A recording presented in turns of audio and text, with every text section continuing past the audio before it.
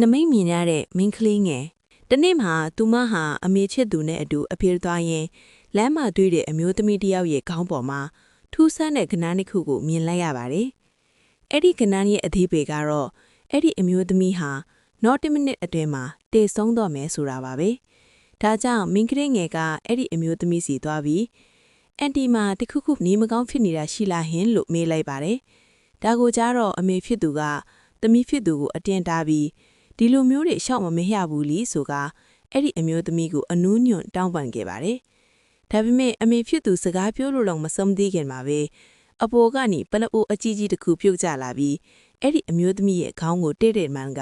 နေရတဲ့ပွဲကြီးမိတည်ဆုံးသွားခဲ့ပါတယ်။နောက်ပိုင်းမှာတော့အဲ့ဒီအမေနဲ့သမီးဟာလေရင်တစင်းပေါ်ရောက်နေခဲ့ကြပါတယ်။အဲ့ဒီအချိန်မှာမိန်းကလေးငယ်ဟာ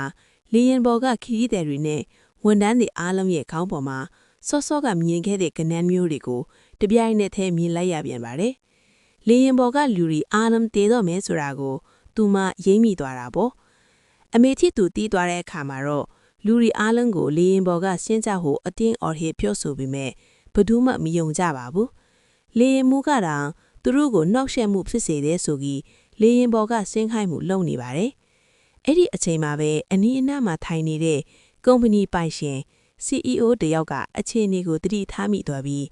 ကျွန်တော်လည်းဒီလေရင်ပေါ်ကဆင်းမဲလို့လေရင်မူးကိုပြောလိုက်ပါတယ်။ကျန်တဲ့လူတွေကတော့အဲ့ဒီ CEO ကိုဝိုင်းပြီးလှောင်ပြောင်ကြတာပေါ့။ဒါပေမဲ့ CEO ကဘသူ့ကိုမှဂရုမစိုက်ဖဲ